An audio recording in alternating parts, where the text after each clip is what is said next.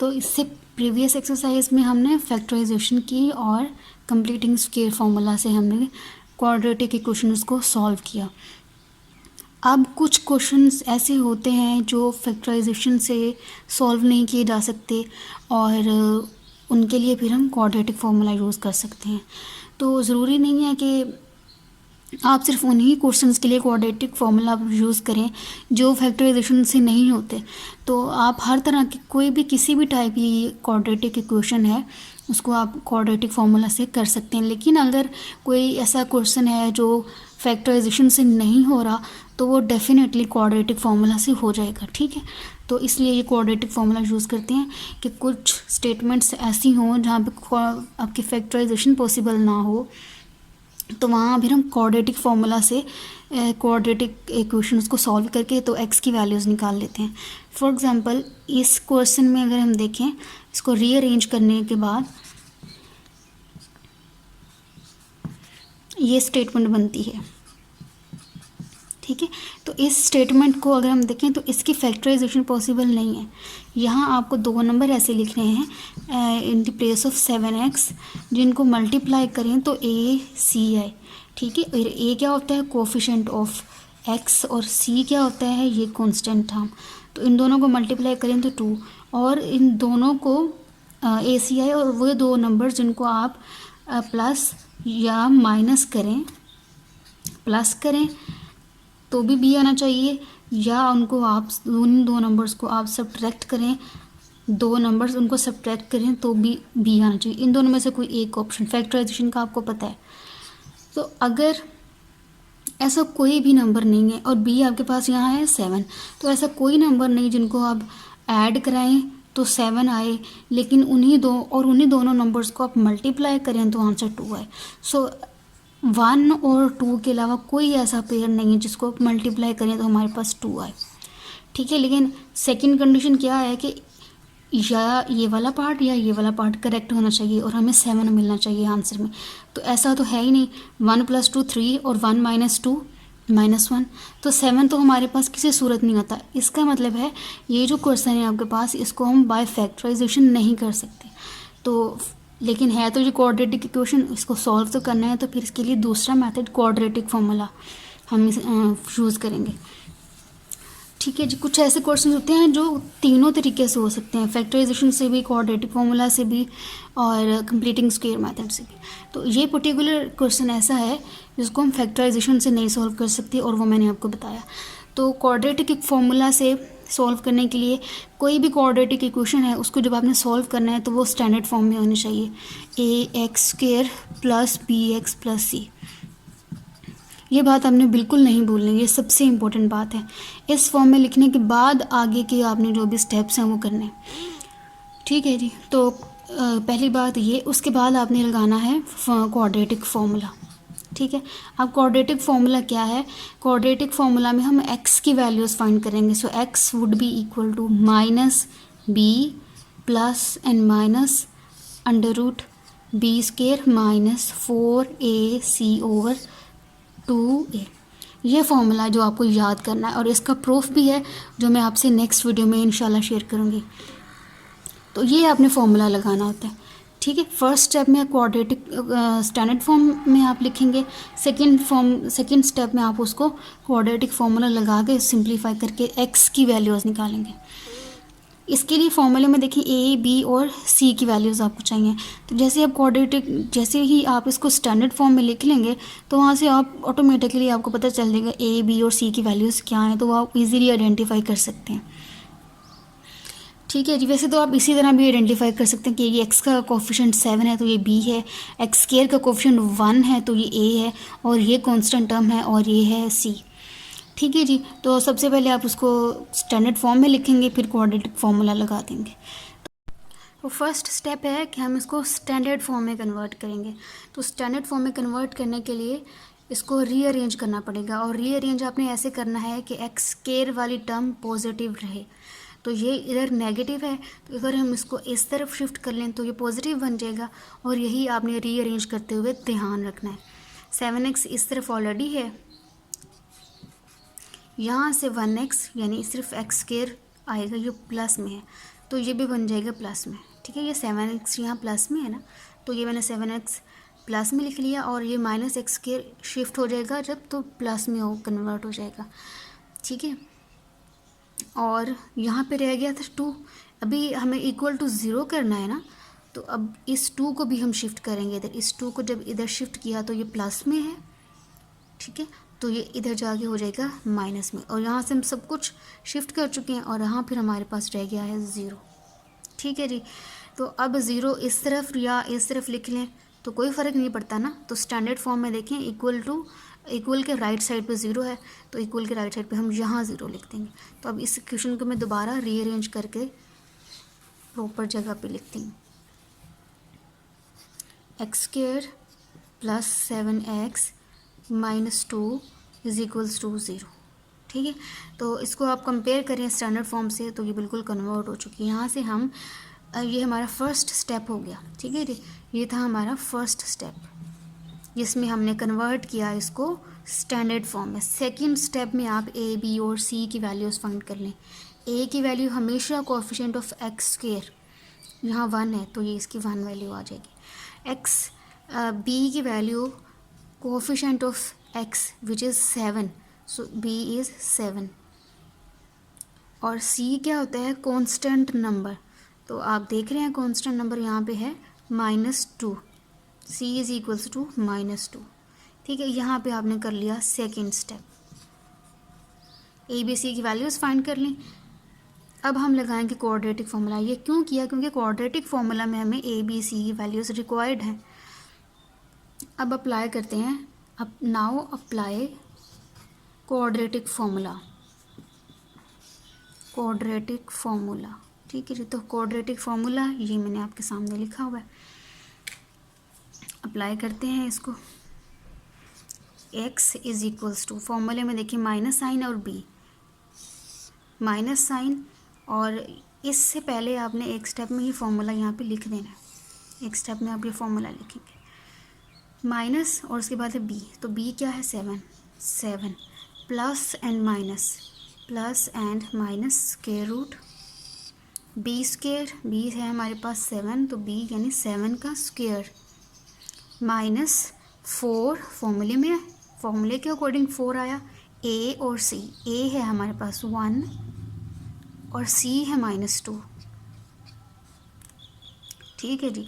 अभी हमने इसको सिंप्लीफाई कर लिया, वैल्यूज़ पुट कर ली, और डिनोमिनेटर में है 2 और a विच इज़ 1।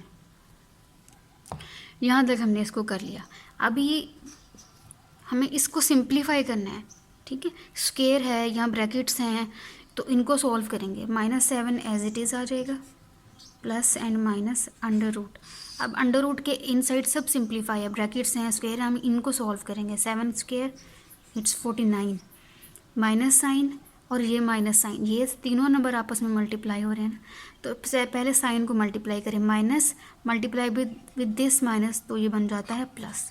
दो नेगेटिव साइन जब मल्टीप्लाई होते हैं तो वो कन्वर्ट होते हैं प्लस साइन में। 4 × 1 4, 4 × 2 8, ठीक है। नेक्स्ट डिनोमिनेटर सॉल्व करेंगे, 2 × 1 2 आ गया, ठीक है जी। अभी क्या करना है हमने, अभी भी स्क्वायर रूट के अंदर इनको हम ऐड करेंगे। तो स्क्वायर रूट के अंदर जब इनको ऐड करेंगे, 49 + 8, 49 + 8 तो आंसर आता है 57। नेक्स्ट हम सॉल्व करते हैं, x is equals to -7 plus and minus under root. अब 49 में ऐड करेंगे 8, सो 9 and 8 17, 7 and 1 कैरी इन 1 5 over 2, ठीक है। अब देखें ये जो स्क्वायर रूट है हमारे पास, यहाँ नंबर है 57। अब जो नंबर 57 है ये किसी भी नंबर का परफेक्ट स्क्वायर नहीं है। लाइक 16 ये परफेक्ट स्क्वायर है 4 का, 4 ये परफेक्ट स्क्वायर है 2 का, ठीक है। 9 ये परफेक्ट स्क्वायर है 3 का। तो जब इस तरह हो कि आपके पास स्क्वायर रूट में ऐसा नंबर आ जाए जो परफेक्ट स्क्वायर नहीं बनता, तो आपने क्वेश्चन वहीं तक स्टॉप कर देना है, ठीक है। तो ऐसे क्वेश्चंस को हम यहीं तक ही करेंगे, और उसको रिज़ल्ट इसका आंसर कैसे लिखेंगे, x is equal to -7 plus and minus under root 57 over 2। Solution set इसका लिखेंगे, यही इसका सोल्यूशन सेट बन जाएगा। क्योंकि अगर आप इसको और भी कुछ कर लें, मेरा मतलब है कि 7 प्लस √57/2 और -7 माइनस √57/2 करके भी लिख लें तो इससे कोई फ़र्क नहीं पड़ता, ठीक है। क्योंकि इसको तो आप मज़ीद सिंप्लीफाई कर नहीं सकते, तो आपने इसको इसी फॉर्म में आंसर को रहने देना। So solution set is -7 + √57/2। इसको यहीं तक क्यों हमने सॉल्व किया है, आगे क्यों नहीं किया, इस तरह करके फिर सॉल्व नहीं किया, क्योंकि जो नंबर 57 है इसको हम सॉल्व नहीं कर सकते, ये किसी भी नंबर का परफेक्ट स्क्वायर नहीं है। तो जब आपके पास स्क्वायर रूट में ऐसा नंबर आए जो परफेक्ट स्क्वायर नहीं है, तो आपने क्वेश्चंस को इसी तरह प्लस एंड माइनस की फॉर्म में क्वेश्चन का सोल्यूशन सेट आपने लिखना है, ठीक है। तो यही आपका आंसर है। तो सोल्यूशन सेट लिखने के लिए कर्ली ब्रेसेस, तो this is your answer now. अब नेक्स्ट पार्ट करते हैं।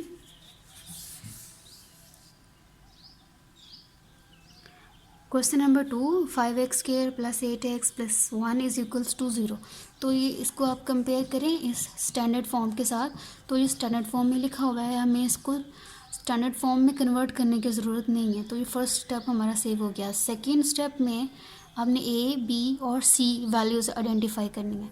सो A क्या है, A is coefficient of x², A is 5, B is coefficient of x, ये +8 है तो मैं लिख रही हूँ 8। C इज़ कांस्टेंट टर्म जिसके साथ कोई x या x² नहीं है, सो C इज़ 1, ठीक है जी। फर्स्ट स्टेप हमें नहीं करना पड़ा क्योंकि ये स्टैंडर्ड फॉर्म में ही था, ये था हमारा second step. Third step is now apply quadratic formula. So quadratic formula is x is equals to -b plus and minus under root b square minus 4ac over 2a, ठीक है। now put the values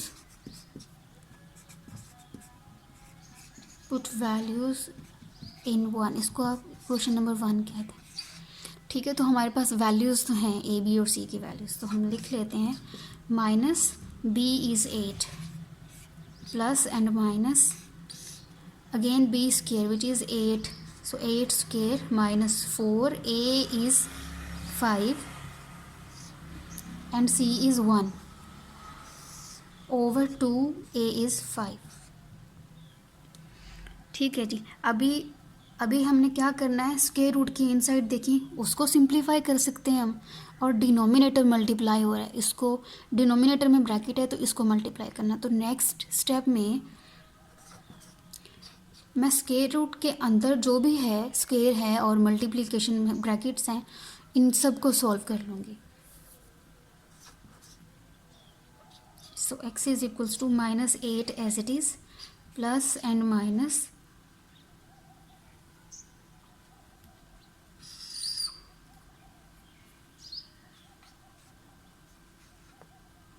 to into 5, अच्छा जी, plus and minus 8² is 64 minus 4 into 5 20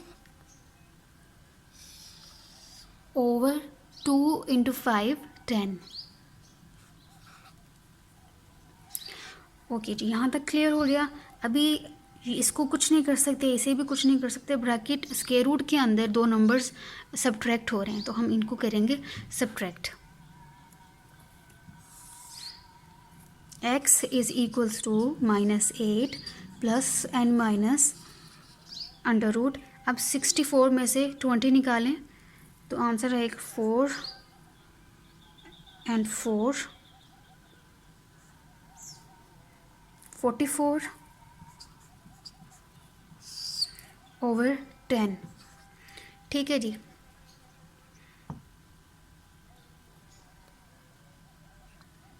okay, now 44 को देखें, under root 44 can be written as 4 into 11, ठीक है। 44 still ये कोई परफेक्ट स्क्वायर नहीं है किसी भी नंबर का, लेकिन इसको हम सिंप्लीफाई करके अगर लिखें तो इस तरह लिखा जा सकता है। इसमें से देखा हमने 4 की ये एक परफेक्ट स्क्वायर बनता है 2 का, 2 स्केयर इज़ 4 इंटू 11, ठीक है। तो अगर हम इसको इस तरह लिखेंगे तो फिर क्या होगा, फिर हमें इसको फर्स्टली इसको सेपरेट कर लेते हैं, √2 और √11। अंडर रूट को सेपरेट कर लिया तो स्केयर से अंडर रूट कैंसिल, आपके पास आंसर आया 2√11, ठीक है। तो मैंने क्या किया, 44 को √44 था, इसको मैंने 4 × 11 किया। 4 × 11 करके देखा कि 4 जो है ना वो परफेक्ट स्क्वायर है 2 का। फिर मैंने 2 स्क्वायर ऊपर लगा दिया, अंडर रूट सेपरेट कर लिया, 2 से स्क्वायर से under root cancel, 2 as it is multiply by √11, ठीक है। तो √44 को आप लिख सकते हैं 2√11। तो मैं इसको रिप्लेस कर दूंगी यहाँ नेक्स्ट स्टेप में।